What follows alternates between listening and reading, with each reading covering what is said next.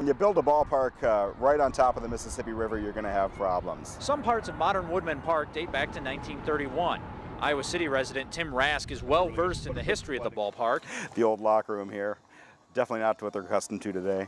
In fact, he wrote the book, and one of the key parts of this stadium's past is the water. Definitely right on the banks of the Mississippi River. They're not really kidding when they put that in the brochure. Davenport doesn't have a levee, so all that water has to go somewhere, and a lot of times it goes right into, well, the ballpark. And it has often meant a lot of water in the ballpark. That's not just a little bit of water. That's a full-blown Mississippi River flood. No parking, no seating, and definitely no ball field. So the Quad Cities Club has had to adapt. Yeah, there's a great shot. I believe that's the 1965 flood, so you can see it's almost over the tops of the outfield walls there. In '65, it was a move across the river to Rock Island. Other years, it's been the local high schools. Remember particularly the game I went to in '93 at Brady Street Field, which is just a high school field, very tiny by Midwest League standards. No real stands to speak of, just a few aluminum bleachers, almost giving it a beer league softball feel to it, as opposed to a real minor league game. Rask has evidence to prove it. Now this is probably my only real souvenir from the 1993 flood year.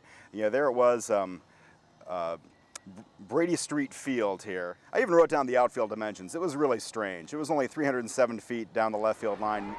After flooding again in 2001, the ballpark was extensively renovated in 2004. They built up a berm along the outside of the outfield, so now they have kind of their own built-in levee surrounding the outfield, and then they built the gates to actually seal up. The idea was that the stadium could still function even when surrounded by water.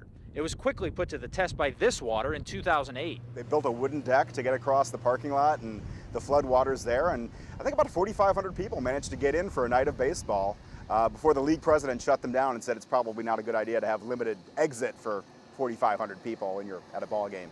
That flood resulted in what is believed to be the only affiliated minor league baseball game ever played in Iowa City.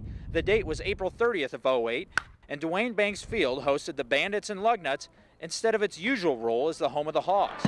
They do like the river view, and to be honest, that is the major selling point about the ballpark there in Davenport. In the Quad Cities, traveling the ballparks to the Midwest, it's a good long poke away from home plate, you know, maybe 500 feet to the river. Matt Nelson, KCRG, TV9 Sports.